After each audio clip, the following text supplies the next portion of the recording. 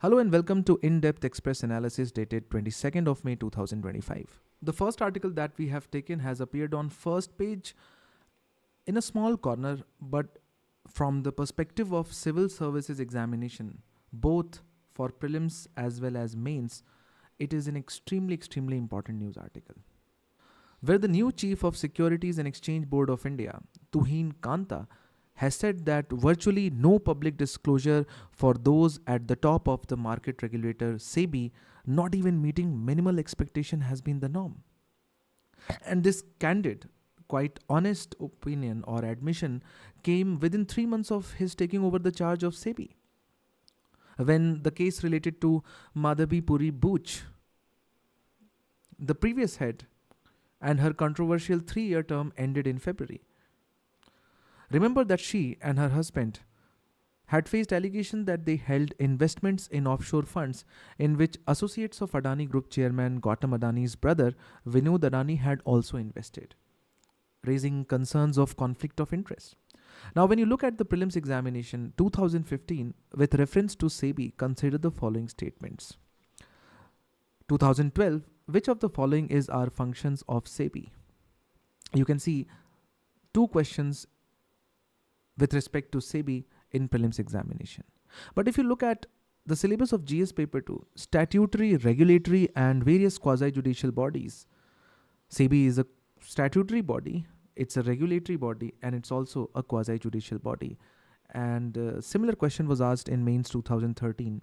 What are the functions of SEBI? How far has SEBI been successful in performing its functions? And so in this regard, we are going to understand first, why do you need SEBI? What are the powers and functions of SEBI? And what are the challenges that this regulatory quasi-judicial body is facing? And as you can see, a requirement of a strong regulatory watchdog comes from investor protection and trust development, market development and orderly growth, prevention of fraud and unfair practices, and mitigating systemic risks, enforcing corporate governance norms. Let's quickly discuss them one by one. See, individual investors often suffer from information asymmetry and lack of resources to detect frauds. For example, an individual consumer does not have information about a large corporate firm, appealed in Securities Appellate Tribunal and Supreme Court. And so the key function as per the Act includes protecting investors' interests, promoting the development of securities market, and regulating the market. To this end, SEBI regulates stock exchanges and trading platforms, registers and oversees intermediaries, regulating market participants and investment vehicles from mutual funds and foreign portfolio investors to venture capital and other investment funds. It has power to inspect books, summon persons, and investigate cases of insider trading, fraud, and other violations. SEBI can also impose monetary penalties, issue directions or orders, and it can prosecute serious violations through special courts. When it comes to regulatory framework and rule-making power of SEBI, for example, it includes ICDR Regulation 2018 to govern how companies can raise capital. Then LODR, Listing Obligations and Disclosure Requirement Regulation 2015, impose corporate governance and continuous disclosure norms on listed companies. Then Prohibition of Fraud and Unfair Trade Practices, Regulations 2003 outlaw market manipulation, price rigging and fraud, and the prohibition of insider trading. So you can see that there are multiple regulations in the form of laws denoting SEBI's lawmaking power to regulate different aspects of the SEBI's power. At the same time, SEBI has significant judicial powers as well. For instance, SEBI has the power to adjudicate on violation and pass orders like suspension of trading, debarment of individuals or companies from accessing the market, levy penalties. It operates through quasi-judicial proceedings, often before a SEBI's own officer or a whole-time member, where evidence is examined and orders are reasoned. For example, SEBI has passed orders penalizing insider trading rings and barring fraudulent investment schemes. These orders can be appealed to Security Appellate Tribunal and further to Supreme Court, which provides a check on SEBI's excessive power.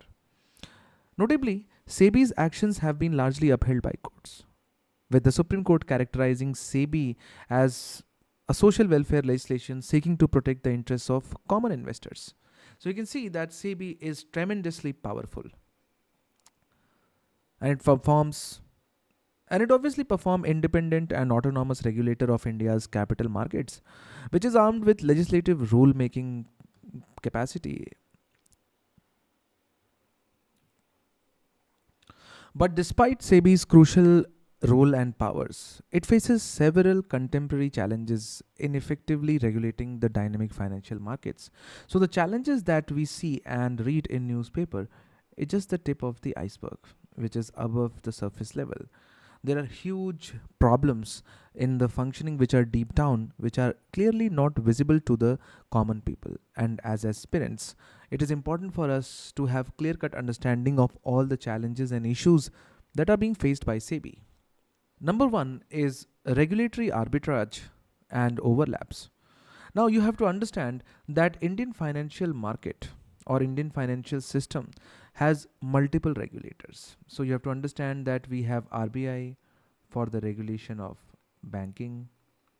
Then we have IRDAI for insurance. Then we have PFRDA for pensions. There are areas where jurisdictions overlap or gaps arise, allowing bad actors to exploit regulatory loopholes. For example, certain financial products like ULIPs in the past or hybrid instruments have fallen between regulators. Lack of coordination among regulators can leave significant loopholes which can then be utilized. Then we have a lot of enforcement constraints and deterrences. SEBI has been critiqued for not always being swift or strict enough in enforcement. And that is mainly because of the limited resources and legal problems hinder its capacity to detect and act on violations immediately. The Indian stock market's large size and trading volumes make real-time surveillance challenging. Additionally, the penalties that are prescribed by the law are often very modest and low, and insider trading laws for long were seen as not stringent or strict enough to deter the wrongdoing. And more often than not, the offenders, people who violate SEBI regulations, they view these monetary fines as cost of doing business, which is quite funny. It's like, itna to karna hi padega. And these factors have contributed to instances where market manipulation or fraud were not stopped before they were done. At the same time, corporate governance lapses emerge from time and again. High profile corporate governance failures, for example, Himalayan Yogi influencing a CEO, or past cases like Satyam Computers fraud, have revealed gaps in overall management behavior. SEBI faces huge challenges in ensuring listed companies truly comply with governance norms in letter as well as in spirit. And so the issues range from independent directors not truly independent, auditors not being able to detect frauds, and promoters taking away huge funds raised via public. And you can see that is why Uday Kotak Committee on Corporate Governance was formed after lapses in some of the most reputed companies were found, and it recommended stronger and very strong checks. Oftentimes, we have seen that market manipulators often use sophisticated means, multiple accounts, proxy entities, or even complex instruments to evade detection. But at the same time, surveillance technology at SEBI and exchanges need constant upgradation. In the past, SEBI has been criticized for delayed response to certain manipulations. For instance, in some cases of price rigging or circular trading, by the time enforcement action happened, perpetrators had profited and exited. A blog in 2023 noted that SEBI's limited manpower and dependence on exchange data makes real time detection very, very hard. And that is why there is a need for SEBI to improve surveillance capabilities through big data analytics, AI, and it needs to be technology driven to take care of the technology driven risks. As we know, traders are increasingly resorting to algorithmic and high frequency trading. These are trading supported by computer programs which take decisions way faster than humans can take decisions. Although SEBI has introduced rules for algorithmic trading, for example, there is a requirement for approval of algorithms before they can be used in trading, then order to trade ratio penalties that per order one cannot trade more commodities than a particular limit. But keeping pace with technological innovation is a continuous battle. Ensuring that risk management systems and regulations evolve to address these vulnerabilities, it will be a difficult task for SEBI.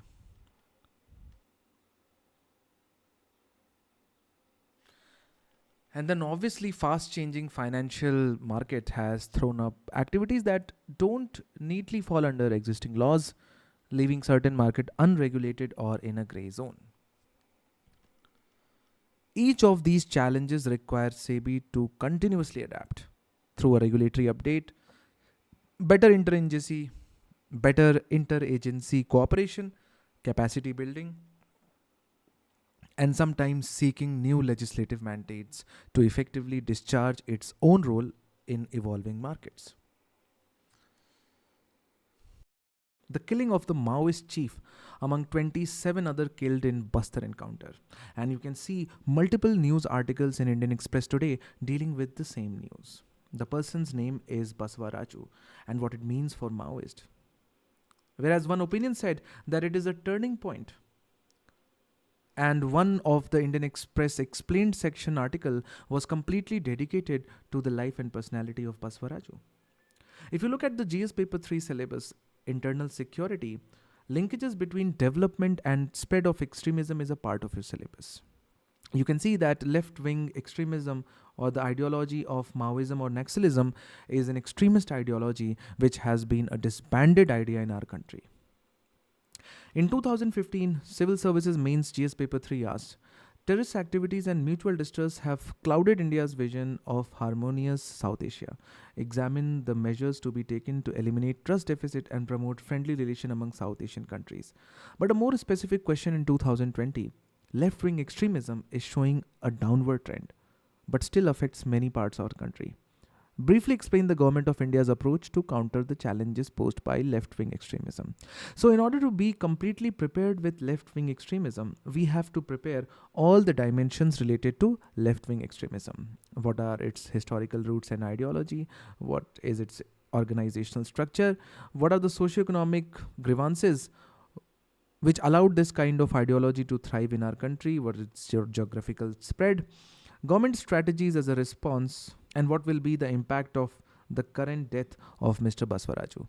Let's now begin the discussion. Naxalism in India began with 1967 Naxal Bari uprising. That's where the name comes from, uprising in West Bengal, when a faction led by Charu Majumdar launched an armed revolt of landless peasants against landlords. The term Naxalite itself comes from Naxal Bari village, marking the origin of this movement. As far as the ideology is concerned, the rebellion drew heavily on the thought process of Mao Zedong, which advocated capturing state power through guerrilla insurgency, mass mobilization, and strategic alliances. In Maoist ideology, bearing of arms is non-negotiable. Violence and armed insurrection are glorified as the primary means to overthrow the existing order. Early Naxal leaders like Majumdar issued the historic 8 documents clearly laying down land redistribution and class wars as the top priority. When you look at the organizational structure and internal hierarchy of Maoists, they are spearheaded. The movement is spearheaded by Communist Party of India, Maoist, or CPIM, an obviously illegal, outlawed underground party that provides ideological and strategic leadership. CPI Maoist has a very well laid out structure. At the apex is a central committee known as Politburo, which is the central body responsible for policy decisions. Then you have Central Military Commission, which oversees the military strategies. Yes, military strategies, which means violent strategies and operations against the forces. And then you have People's Liberation Guerrilla Army, or PLGA, which is the armed wing responsible for conducting attacks and guerrilla warfare against the state of India. When it comes to the geographical spread, especially with respect to current status of the Naxalite movement across Indian states. At its peak in 2000s, the Maoist insurgency spanned a broad region infamously known as Red Corridor. During this period, Naxalite rebels exerted influence across nearly one-third of India's districts, from Nepal border in the north through the dense forests of central India down to the eastern coast. Their presence was felt in around 8 to 10 states, which included core area, which had a focus on mineral-rich Dandkaranya forest in Chhattisgarh. As far as the present core zone is concerned, the Naxalite area has shrunk quite significantly, primarily in central and eastern region of our country. The foremost theatre right now is southern Chhattisgarh's Bastar region, where the Maoists exploit the difficult terrain and the historical neglect of tribal communities, and that is what brings us to the socio-economic reasons or the grievances which have allowed the movement to spread. And there are multiple reasons for the spread of Naxalism in our country: land alienation, poor governance, state violence. So the persistence of Maoist insurgency is rooted in deep socio-economic grievances and governance failures in India's interior regions. For instance, a principal trigger of Naxalism has been the historic alienation of poor from their land and resources. In rural and forest areas, land has often been taken from indigenous tribals and peasants through landlords' exploitation, government acquisition for dams and mines, and illegal encroachment without adequate compensation or consent. Naxalite ideology took shape and took advantage of exactly this fracture. It took it up as a fight against feudal landholding patterns. To this day, unresolved land disputes and lack of land reform fuel resentment. For example, mining and industrial projects in states like Chhattisgarh, Jharkhand, and Orissa have displaced thousands of Adivasi families from their ancestral lands. At the same time, the core areas of Maoism and Maoist rebellion overlap significantly with India's poorest and most underprivileged regions, many of them dominantly populated by scheduled tribes. These communities have long faced neglect, lacking in basic access to road, school, healthcare, and economic opportunities. Even the basic governance and justice are often absent or dysfunctional in remote hinterlands. The insurgents exploit the local anger about the historical injustice and current deprivation. When the states choose to respond through armed mechanisms, it furthers the fracture between the state and the citizens by increasing the distrust of police and judicial system, leading to a lot of grievances. When we look at the strategies adopted by the Maoists against the Indian state, it is important to understand two key frameworks: guerrilla strategies, which involves use of IEDs or improvised explosive devices, and ambush tactics against the security personnel. They excel at luring security forces into traps in remote terrain. They typically gather intelligence or force movement through their informant networks and militia, and then stage multi-directional ambush. Over the years, Maoists have managed to arm themselves with a mix of modern and old and antiquated rudimentary weaponry. They have looted a large number of arms and armories from police. So overall, you can see Maoist tactics aim to bleed the state with thousand cuts, which is quite similar to what the Pakistani strategy is. The pattern has been one of protracted, low-intensity conflict, inducing sudden high casualty attacks on security forces, followed by a period of silence and guerrillas melting into the mainstream population. Recently, Maoists have been observed to use the latest technology. For example, they have been using encrypted communication, advanced communication methods utilized to maintain confidentiality of their operation, and cyber propaganda. Social media platforms are being tailor made or utilized to let their ideology penetrate among the youth. The government has responded through various mechanisms. One of the ways through which the government has responded is through security mechanisms. For instance, deploying elite units to tackle the Maoists effectively. The government has raised elite units, for example, Cobra or Commando Battalion for Resolute Action units of CRPF, and state police commando forces like Greyhounds for Telangana and Andhra Pradesh, district reserve guards of Chhattisgarh. These forces are well trained in jungle warfare and have launched surgical strikes on Maoist hideouts. At the same time, the center has established dedicated multi-agency center or MAC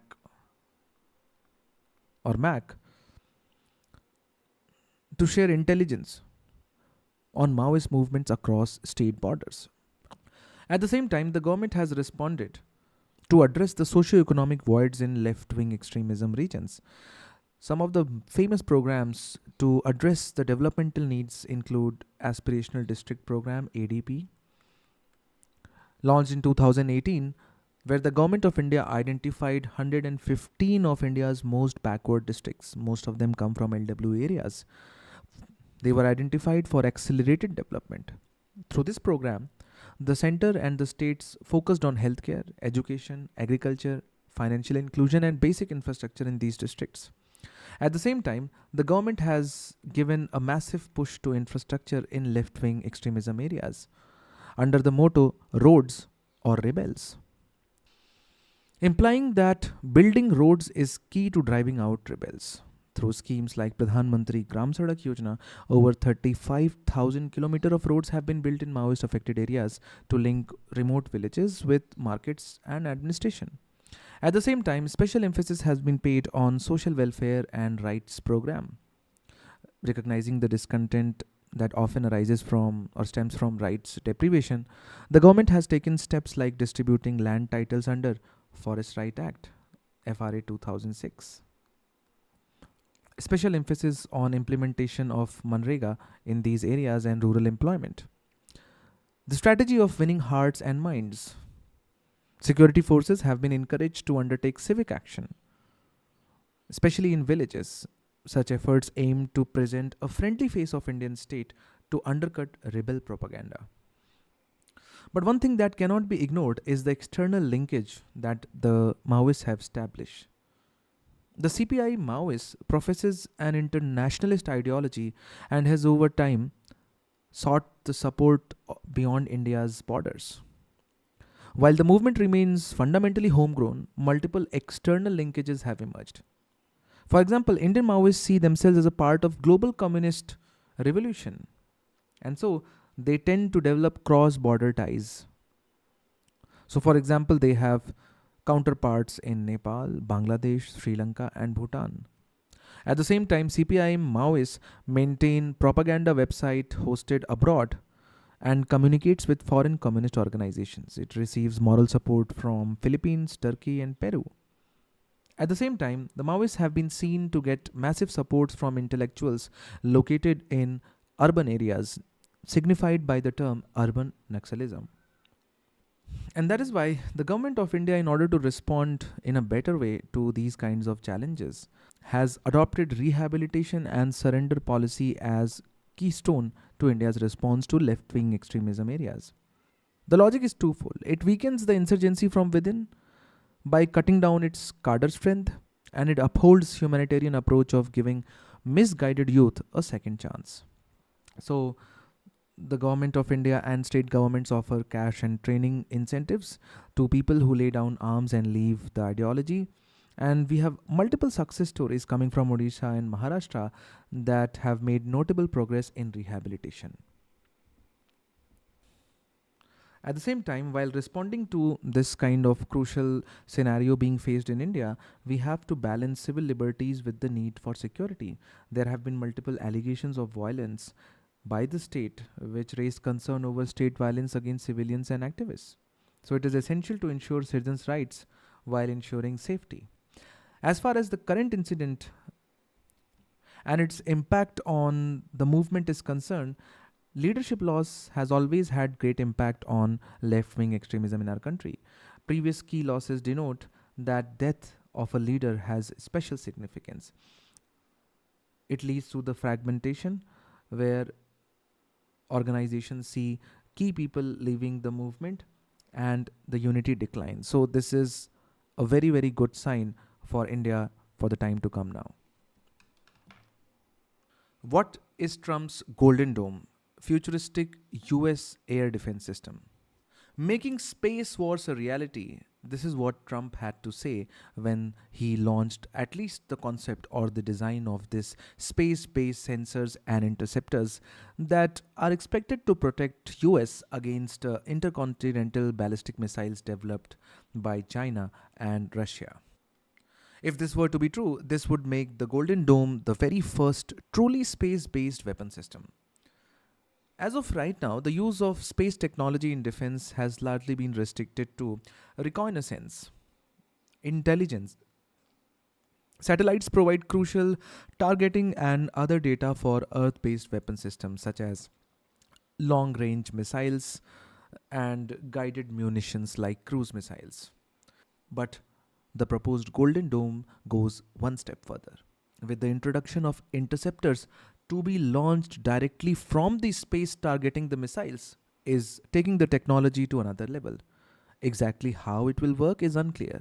But according to the initial plans, the system will comprise thousands of small satellites orbiting Earth, which will intercept an enemy missile mere moments after it is launched.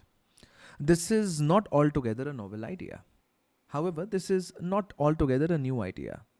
Orbital weaponry, that is, weapon systems placed in an orbit around Earth, have been conceptualized and even designed by US and Soviet Union during Cold War and even Nazi Germany during World War II.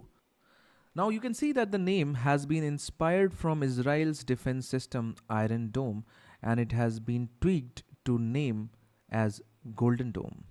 Israel developed Iron Dome in the aftermath of 2006 Israel-Lebanon war, which comprises of ground-launched Tamir interceptor missiles and an array of radar installations that capture and track enemy aerial threats, from rockets, missiles, and artillery shells to UAVs and drones and low-flying aircrafts, even helicopters. But the Iron Dome's capabilities pale in comparison to what Trump wants with the Golden Dome. The Iron Dome is short-ranged. It is ground-based aerial defense. It does not rely on satellites for any aspect of its functionality. Even for the tracking, it does not require satellites, but rather it depends completely on ground-based radars. But on the other hand, the initial concept or the design of Golden Dome relies heavily on satellites, not only for detection but also for defense, which means these satellites could be armed with missiles which would be launched from the space towards the incoming enemy object. And it is also important to keep into mind the territorial extent of US. Israel is nearly 4 times smaller than US, and it consists of mostly flat desert terrain, which makes short range interception ideal and very, very cost efficient for air defense. Moreover, its primary threats come from non conventional actors like Hezbollah and Hamas. The US requires a far more expensive air defense system because of its vast extent, and also to be able to defend itself against intercontinental ballistic missiles, technology which both of its arch rival China as well as Russia have mastered. ICBMs can be launched from tens of thousands of kilometers away and travel to space as a part of their flight trajectory. Tracking ICBMs necessitates the use of satellites. And while they can be neutralized using ground based interceptions, space based weapons have long been thought to be more effective for this task given that they re enter Earth's atmosphere at a hypersonic speeds. So, I mean, it's just still an idea. It's an inception stage because the contract of $150 billion package has been announced by Donald Trump. It still remains to be seen how far it can be actualized given the current state of technology available in the world. Up next is a very heartening news coming from Karnataka. International Booker for Kannada author Banu Mustaq. The work for which she has gotten this award is Heart Lamp. Let's first have a brief about herself. She's a Kannada author, but she's just not an author. Like most author, she is lawyer as well as an activist. She was born in Hassan district in Karnataka, and she is well known for her work on Muslim women's issues, part of the literary tradition in South India known as Bandaya Rebel, which has emerged in Karnataka post emergency, which focuses mainly on resisting social injustice through art and literature. And so she has been associated with Dalit, Kisan, and Bandaya Sahitya movement. When it comes to the representation of Muslim women in her works, especially in Heart Lamp, she explores daily struggles and internal conflicts of Muslim women. Her themes includes misogyny, religious patriarchy, and gendered silences. Why her work is different is because Mushtaq's stories draw on lived and real experiences and social movements. For her, literature is a form of resistance as well as empowerment. The next discussion is with respect to the two news articles that have appeared on economy page. Hybrids not cannibalizing on EV sales. Honda's pivot to hybrids is now part of growing trend. You can see both these articles use two words which are very different: electric vehicles and strong hybrids. But aspirants often do not have clear-cut understanding between the differences between them. Such kind of understanding is very important from the prelims perspective as well as from mains point of view. And that is why we have this elaborate table talking about the differences between electric vehicle which are solely electric motor powered by battery as compared to strong hybrids which at the core are combination of internal combustion engine, traditional automobile, and then they also have battery powered electric motor. So when it comes to the fuel or main source of energy for electric vehicles, it happens to be electricity that comes from charging infrastructure.